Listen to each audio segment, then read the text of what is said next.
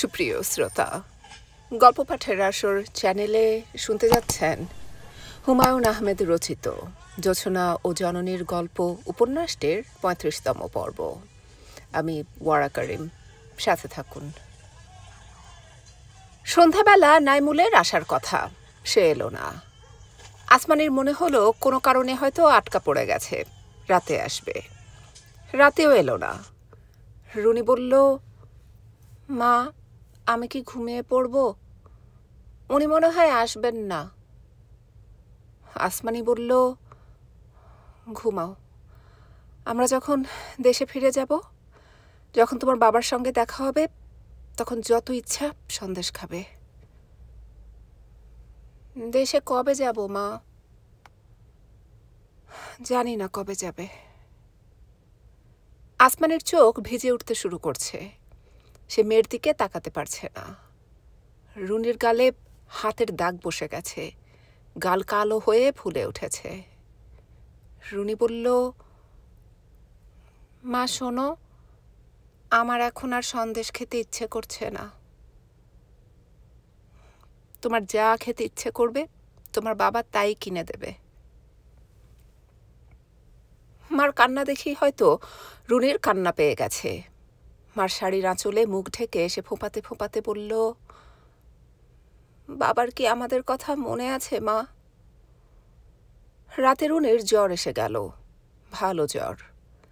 আসমানি সারা রাত মেয়ের মাথা কোলে নিয়ে বসে রইল। নাইমুল এসে উপস্থিত হলো ভোরবেলা। লজ্জিত গলায় বলল, ভাবি, জোগাড় যন্ত্র করতে দেরি হয়ে গেল। আপনার মেয়ের জন্যে সন্দেশ আনার কথা, সেটাও ভুলে গেছি। খালি হাতে এসেছি। এখন চলুন, জিনিসপত্র গুছিয়ে নিন। আসমানি অবাক হয়ে বলল, কোথায় যাব? বারাসাত, আমার ফুপার বাড়ি। উনি এখানে সেটেল করেছেন। আমি কাল উনার সঙ্গে কথা বলে সব ঠিক করে এসেছি। কোনো সমস্যা হবে না। আমি ক্যাম্পে আপনাদের এইভাবে ফেলে রেখে যাব না। ভাই, আপনি কি বলছেন? কথা বলে সময় নষ্ট করবেন না তো ভাবি। আমি জিপ নিয়ে এসেছি, ক্যাম্পের লোকদের সঙ্গে কথা বলেছি। আমার ফুপা ফুপু দুজনেই অতি ভালো মানুষ। তারা আপনাকে নিজের মেয়ের মতো যত্নে রাখবেন।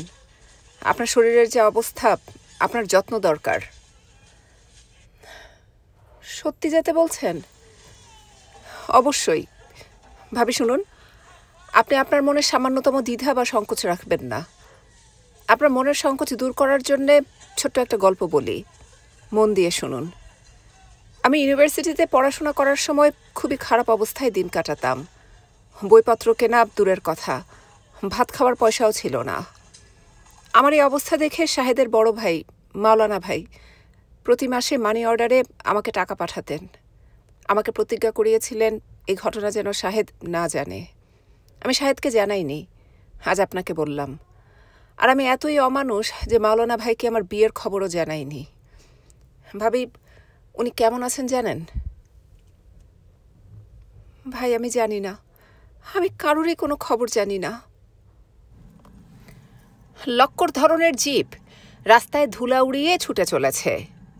নাইমুল বসেছে ড্রাইভারের পাশে, রুনি বসেছে নাইমুলের কোলে। গাড়িতে ওঠার পর তার জ্বর সেরে গেছে। সে ক্রমাগত কথা বলে যাচ্ছে। নাইমুল খুবই মজা পাচ্ছে। রুনি একটা গল্প শেষ করে আর নাইমুল হাসতে হাসতে বলে, এই মেয়ে তো কথার রানী। শায়দ তো কথাই বলতে পারে না। এই মেয়ে এত কথা শিখলো কার কাছ থেকে? পথে এক দোকানের পাশে নাইমুল গাড়ি থামালো। রুনিকে বলল, এসো, এখন সন্দেশ খাবার বিরতি। দেখি কয়টা সন্দেশ তুমি খেতে পারো। তোমার সঙ্গে আমার কম্পিটিশন, দেখি কে বেশি খেতে পারে। তারা বারাসাতে এসে পৌঁছলো সন্ধ্যায়।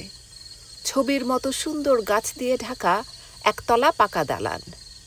গেটের কাছে জিপ এসে থামতেই এক বৃদ্ধা ছুটে এসে আসমানিকে জড়িয়ে ধরে বললেন, এসো গো মা, এসো। সেই দুপুর থেকে তোমাদের জন্য অপেক্ষা করছি। আহা, আমার মুখটা শুকিয়ে গেছে, খুব কষ্ট হয়েছে, তাই না মা? খড়ম পায়ে খালি গায়ে এক বৃদ্ধ বের হয়ে এলেন। তিনিও অতি মিষ্টি গলায় বললেন, দেখি আমাদের বাঙাল মেয়ের চেহারা, ও আল্লাহ, এই মেয়ের গায়ের রং তো ময়লা। আমাদের হলো ফর্সা ঘর, ফর্সা ঘরে কালো মেয়ের স্থান নাই, এই মেয়ে আমরা রাখব না বলেই শব্দ করে হাসতে লাগলেন। অনেক দিন পর আসমানের মনে হলো সে নিজের বাড়িতেই ফিরেছে। এই বৃদ্ধ বৃদ্ধা তার অতি আপনজন। যুদ্ধ খুব অদ্ভুত জিনিস। যুদ্ধ যেমন মানুষকে দূরে ঠেলে দেয়, আবার খুব কাছাকাছিও নিয়ে আসে। নাইমুল বসে আছে ঢিবির মতো উঁচু একটা জায়গায়। উঁচু থেকে সমতল ভূমির অনেকখানি দেখা যায়। চারদিকে ঝাঁ ঝাঁ করছে রোদ। সে বসেছে ছায়ায়। তার মাথার উপর ছাতিম গাছের বড় বড় পাতা ছায়া ফেলে আছে। এই অঞ্চলে ছাতিম গাছের ছড়াছড়ি। কেউ নিশ্চয়ই হিসাব নিকাশ করে ছাতিম গাছ লাগায়নি, আপনা আপনি হয়েছে। গত সপ্তাহে সে যেখানে ছিল সেখানে আবার শিমুল গাছের মেলা। একটু পরপর শিমুল গাছ। বসার জন্যে শিমুল গাছ ভালো না, গাছ ভর্তি কাঁটা, গাছে হেলান দিয়ে বসা যায় না। ছাতিম গাছে হেলান দিয়ে বসা যায়। তবে ছাতিম গাছ শব্দহীন বৃক্ষ, বড় বড় পাতা বলেই বাতাসে পাতা কাঁপার শব্দ হয় না। নাইমুলের পরনে সেলাইবিহীন সবুজ রঙের লুঙ্গি, লুঙ্গির নিচে হাফ প্যান্ট পরে আছে। মুক্তিযোদ্ধাদের জন্যে হাফ প্যান্ট ভালো পোশাক, তবে হাফ প্যান্ট পরে চলাচল সম্ভব না, লোকজন প্রথম দেখাতেই চিনে ফেলবে। সেলাইবিহীন লুঙ্গিটার প্রয়োজন এইখানেই, অপারেশনের সময় টান দিয়ে খুলে ফেলা যায়। তার গায়ে কালো রঙের হাফাতা গেঞ্জি, গেঞ্জির উপর ময়লা সুতি চাদর। কাঁধে ঝুলানো স্টেনগান লুকিয়ে রাখার জন্যে এই গরমে সুতি চাদর গায়ে রাখতে হচ্ছে। স্টেনগান নাইমুলের পছন্দের অস্ত্র না, তার সীমা 50 গজ। শত্রুর 50 গজের ভেতর যাওয়া গেরিলাদের বেশিরভাগ ক্ষেত্রেই হয়ে ওঠে না। নাইমুল পা ছড়িয়ে হেলান দিয়ে বসেছে। তার পায়ের কাছে যে বসে আছে তার নাম রফিক। বসেছে ব্যাঙের মতো, দেখলেই মনে হয় লাফ দেবে। বয়স 30-35, ব্যাঙের মতোই বড় বড় চোখ। সামান্য উত্তেজিত হলেই চোখ কোটর থেকে বের হয়ে আসতে চায় এমন অবস্থা। রফিক বিরাট গল্পবাজ। পরিচয়ের পর থেকে সে বিরামহীন কথা বলে যাচ্ছে। নাইমুল কী বলছে না বলছে সে বিষয়ে তার আগ্রহ নেই, তার কথা বলাতেই আনন্দ। স্যার, আপনি মুক্তিবাহিনীর কমান্ডার? নাইমুল হাই তুলতে তুলতে বলল, গেরিলাদের প্রধান ট্রেনিং তাদের পরিচয় গোপন রাখা। নাইমুল সেদিক দিয়ে গেল না, প্রয়োজন মনে করল না। শম্ভুগঞ্জের ব্রিজ উড়াইতে আসছেন? হ্যাঁ, আপনার খবর আছে? খবর আছে কি জন্যে? আপনার আগে আরও 3 পার্টি আসছে, সব ঝাঁঝরা। মেশিন গানের গুল্লি ছুটাইয়া ঝাঁঝরা কইরা দিছে। তুমি মেশিন গান চেনো? চিনব না কি জন্যে? মায়ের কোলের নয়া আবু অহন মেশিন গান চিনে, মর্টার চিনে, PK-1 চিনে। PK-1টা কি? রফিক চোখ পিটপিট করে তাকাচ্ছে। লোকটা বলছে সে মুক্তিবাহিনীর কমান্ডার, অথচ PK-1 চিনে না। নাকি লোকটা তাকে খেলাচ্ছে? কেউ তাকে নিয়ে খেলালে রফিকের ভালো লাগে না।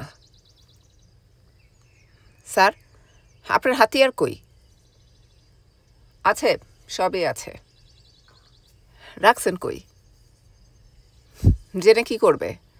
শান্তি কমিটির কাছে খবর দেবে? এটা কি কন? এই অঞ্চলে শান্তি কমিটি নাই? শান্তি কমিটি থাকবো না এইটা কেমন কথা? অবশ্যই আছে। আগের চেয়ারম্যান সাহেব মুক্তির হাতে মারা পড়ছে, নতুন আরেকজন হয়েছে চেয়ারম্যান। তারে মারবেন? বাড়ি চিনি, আপনারে নিয়ে যাব। নাইমুল বলল, চা খাওয়াতে পারবে? রফিক বিস্মিত হয়ে বলল, এই মাঠের মধ্যে চা কই পামু? সেটাও একটা কথা। চেয়ারম্যান সাহেবের বাড়িতে চলেন, চা খাইয়ে আসবেন। তার বাড়িতে চায়ের আয়োজন আছে। আপনি মুক্তির কমান্ডার শুনলে লুঙ্গির মধ্যে পিসাব কইরা দিবে, এমন ডরাইল্লা। চেয়ারম্যান সাহেবের নাম কি? হাশেম চেয়ারম্যান, 2টা বউ। ভাটি অঞ্চল থেকে এক বউ আনছে, খুবই সুন্দর। তাই চরিত্রে দোষ আছে, সবাই জানে। নাইমুল আবার হাই তুলল। টেনশনের সময় তার ঘন ঘন হাই ওঠে। এর কারণটা তার কাছে স্পষ্ট না। মানুষের হাই ওঠে অক্সিজেনের অভাব হলে। টেনশনের সময় কি তার শরীরে অক্সিজেনের ঘাটতি হয়? ব্রেইন প্রচুর পরিমাণে অক্সিজেন নিয়ে নেয় বলেই কি এই ঘাটতি? নাইমুলের টেনশনের প্রধান কারণ তার দলের কারোরই কোনো খোঁজ নেই। গতকাল ভোরে PEK-1 প্লাস্টিক এক্সপ্লোসিভ এসে পৌঁছানোর কথা। সঙ্গে থাকবে fuse, quad x, detonator. Plastic explosive খুব কম হলে 25 কেজি লাগবে। 25 কেজির কমে ব্রিজের স্প্যান ভাঙা যাবে না। এখন দুপুর। তারা আসবে নৌকায়। এই অঞ্চলে নৌকায় চলাচল এখনও নিরাপদ। মিলিটারি গানবোট বা লঞ্চ নিয়ে নদীতে নামেনি। তারা শুকনা অঞ্চলেই ঘোরাফেরা করছে।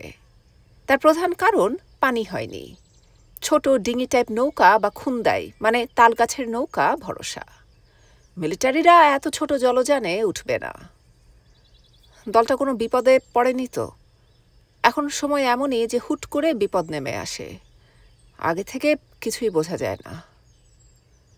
রফিক ঝুঁকে এসে বলল, কমান্ডার সাহেবের নাম কি? আমার নাম নাইমুল। সকাল থেকে এই জায়গায় বসা, এর কি কোনো ঘটনা আছে? নাইমুল আবারও হাই তুলতে তুলতে বলল, কোনো ঘটনা নাই, ছায়ায় বসছি। ছায়া মূল ঘটনা না। নৌকা এখানেই আসবে। ছাতিম গাছ দেখে তারা নৌকা ভেড়াবে। তাছাড়া এখান থেকে ডিস্ট্রিক্ট বোর্ডের সড়কের অনেকখানি চোখে পড়ে। এই সড়কে মিলিটারির চলাচল কীরকম সেটা দেখাও উদ্দেশ্য। রফিক বলল, রোহিত চড়া উঠছে। কমান্ডার সাহেব দেন, একটা ছিড়গেট দেন, টান দিয়া দেখি কি অবস্থা। আপনার আগে যে কমান্ডার সাহেব আসছিল আমারে আস্তা এক প্যাকেট ছিড়গেট দিছিলেন। বিরাট কইলজার মানুষ ছিলেন। নাইমুল সিগারেট দিল। রফিক আগ্রহের সঙ্গে সিগারেট টানছে। কায়দা করে নাকে মুখে ধোঁয়া ছাড়ছে। নাইমুলের ধারণা ব্যাংক টাইপ এই লোক সিগারেটের আশায় বসেছিল। আশা পূর্ণ হয়েছে। এখন সে হেলতে দুলতে চলে যাবে। লোকজন জোগাড় করে মুক্তিবাহিনীর কমান্ডারের গল্প করবে। যুদ্ধের কারণে বিচিত্র সব মানুষের সঙ্গে তার পরিচয় হয়েছে। লেখক হলে বাকি জীবন সে এই সব চরিত্র নিয়ে লেখালেখি করে কাটিয়ে দিতে পারত। কমান্ডার সাহেব, আপনি কোন বাহিনী? মুজিব বাহিনী? নাইমুল বলল, তুমি মুজিব বাহিনীও চেনো? হ্যাঁ, চিনব না কেন? এক এক বাহিনীর এক এক কায়দা। মুজিব বাহিনীর ট্রেনিং ভালো, অস্ত্রশস্ত্রও ভালো। অন্য বাহিনীর সাথে তার আর বনে না। ভালো কারা? সবই ভালো। মিলিটারি মারা দিয়া কথা। হ্যাঁ, কি কন কমান্ডার সাহেব? শান্তি মারলেও লাভ আছে। তয় শান্তি দেশের মানুষ, এটা বিবেচনায় রাখতে হয়। আপনি কি কন? নাইমুল নিজে একটা সিগারেট ধরালো। হিসাবের সিগারেট। দ্রুত শেষ করা ঠিক হবে না। রফিকের সিগারেট খাওয়া দেখে তার খেতে ইচ্ছা করছে।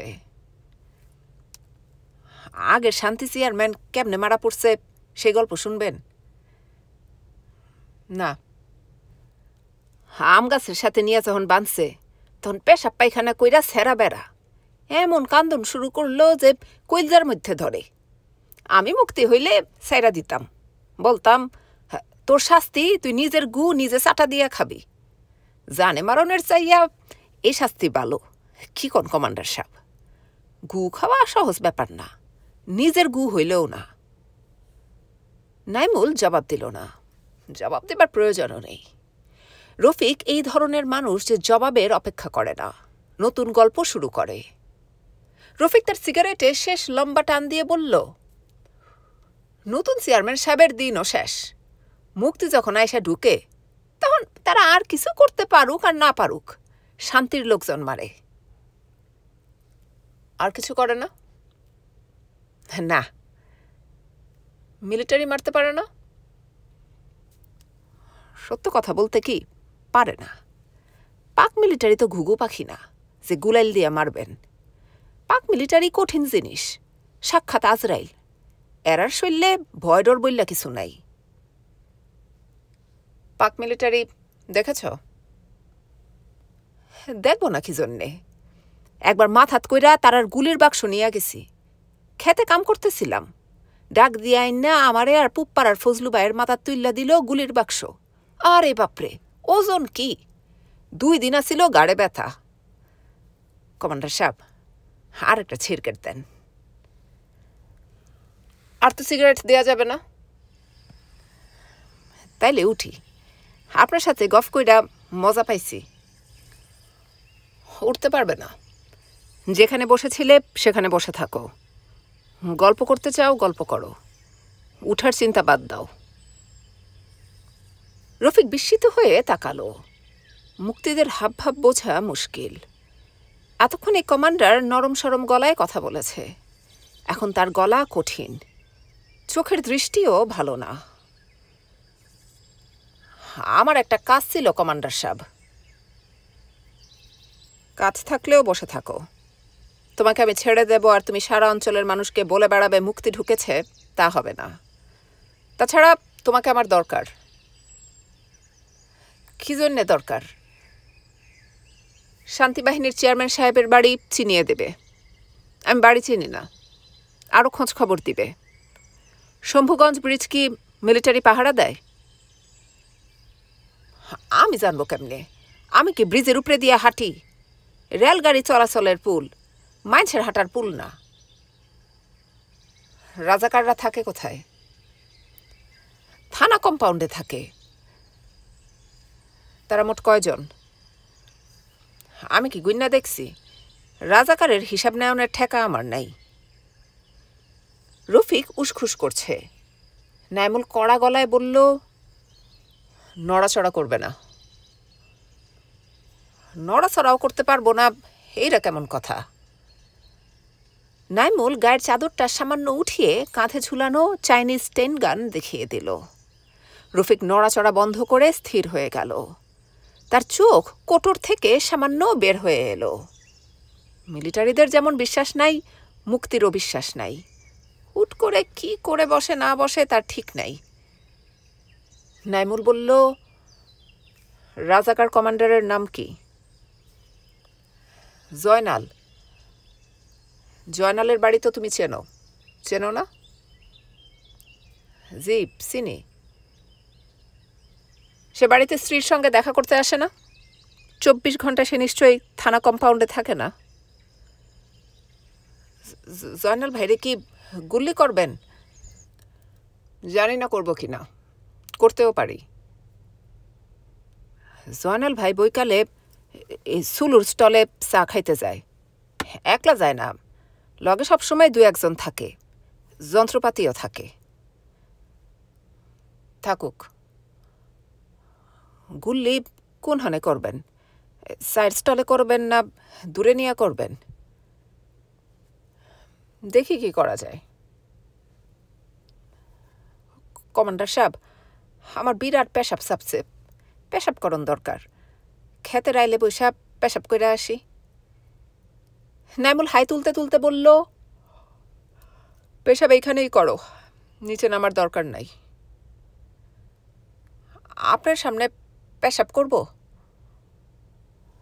উল্টা দিকে ফিরো, উল্টা দিকে ফিরে পেশাব করো, জায়গা থেকে নড়বে না। কমান্ডার সাহেব, আমি কিন্তু জয় বাংলার লোক, এই জন্যই তো তোমাকে পাশে বসিয়ে রেখেছি। আমার জয় বাংলার লোকই দরকার। এইখানে কতক্ষণ বসে থাকবেন? নাইমুল আরেকটা সিগারেট ধরাতে ধরাতে বলল, জানি না। রফিক বলল, পুরোটা শেষ করেন না, আমি 2টা টান দিব। ইন্ডিয়ান সিগারেটের মজাই আলাদা। নাইমুল তাকে আস্ত একটা সিগারেট দিল।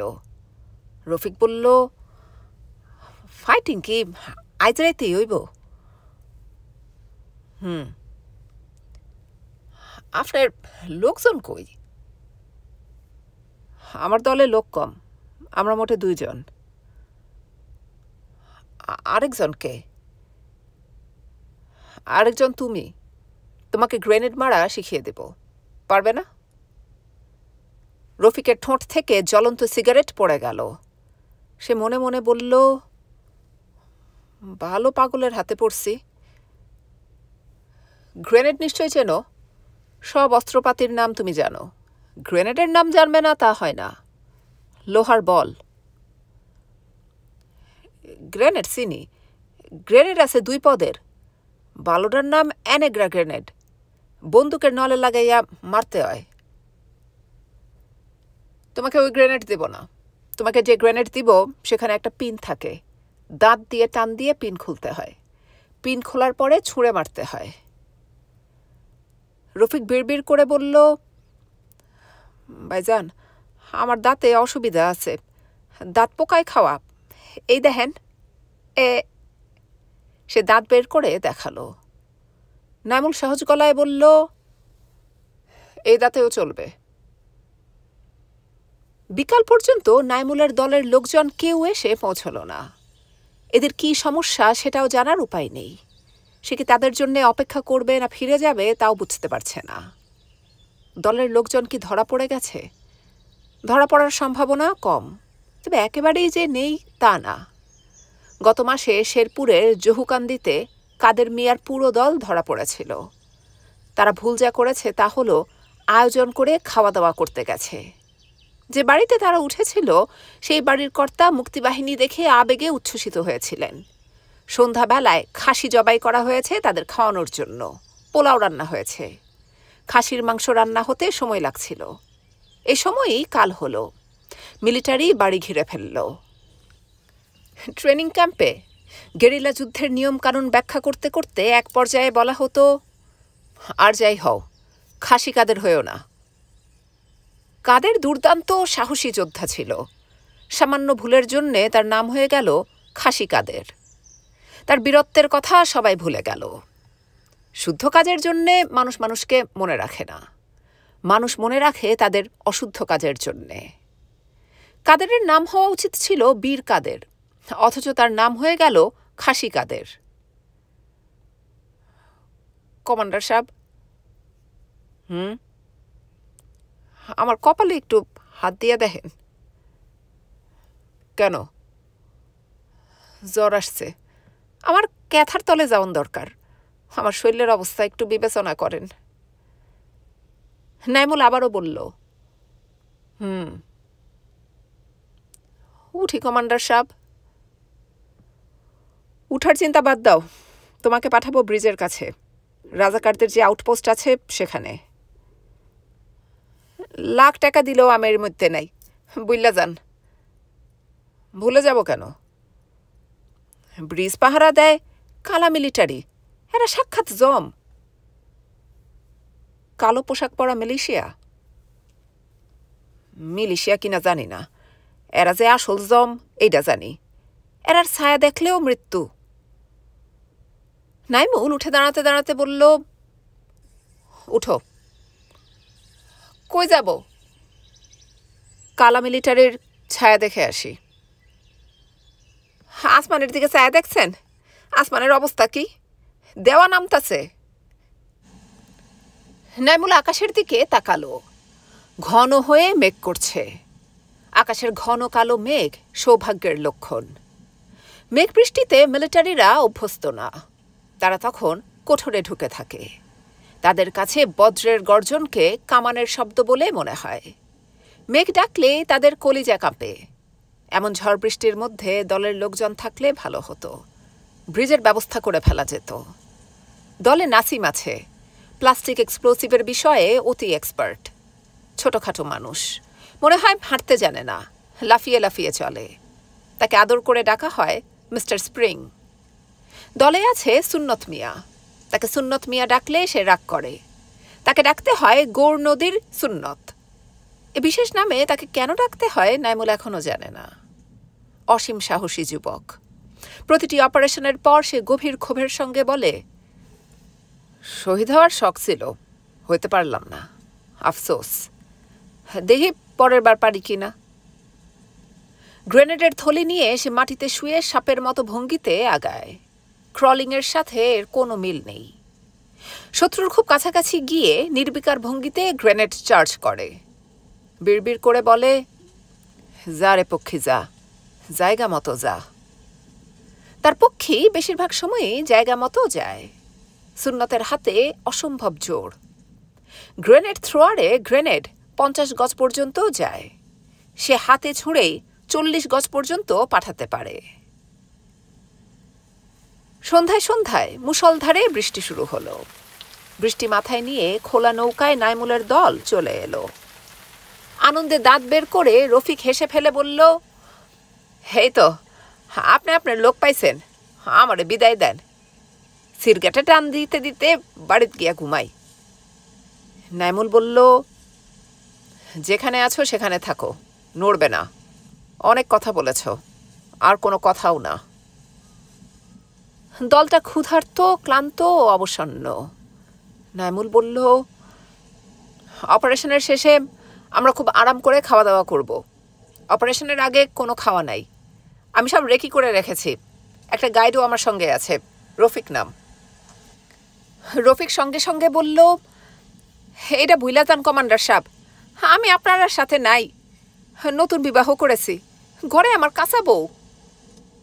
নাইমুল বলল, কাঁচা বউ হোক আর পাকা বউ হোক, তুমি আমাদের সঙ্গে আছো। এখন তোমরা সবাই আমার প্ল্যান অফ অ্যাকশন শোনো। আমি পুরো ব্যাপারটা অন্যরকমভাবে সাজিয়েছি, মন দিয়ে শুনতে হবে। পরিকল্পনার পরিবর্তন হবে না, কারণ আমি আলাপ আলোচনার মাধ্যমে কিছু ঠিক করি না। এইসব সিদ্ধান্ত তর্ক বিতর্ক করে ঠিক করা যায় না। ব্রিজ পাহারা দেয় 6 থেকে 7 জন রাজাকারের একটা দল। তাদের সাথে মাঝে মধ্যে 2 জন মিলিশিয়া থাকে। আজ তারা নেই। প্রথমে আমরা তাদের কাছে খবর পাঠাবো। আজ ভোর রাতে ব্রিজ উড়ানো হবে। খবরটা বিশ্বাসযোগ্য হবে, কারণ খবরটা সত্যি। ব্রিজ আমরা আজ রাতেই উড়াবো। খবর শোনার পর এরা যা করবে তা হচ্ছে, সবাই মিলে থানায় মিলিটারির কাছে খবর দিতে যাবে, অথবা একদল যাবে, আরেক দল ব্রিজ পাহারা দেওয়ার নামে থাকবে। যারা থাকবে কিছুক্ষণের মধ্যেই তাদের পালিয়ে যাবার কথা। যদি পালিয়ে না যায়, ভয়ের চোটে ফাঁকা গুলি করতে থাকবে। একই সঙ্গে আমরা থানায় খবর পাঠাবো যে ব্রিজ অ্যাটাক করা হবে। খবর পাঠানো হবে স্থানীয় শান্তি কমিটির চেয়ারম্যানের মাধ্যমে। থানার মিলিটারিরা ব্রিজ রক্ষার জন্যে একদল মিলিটারি পাঠাবে।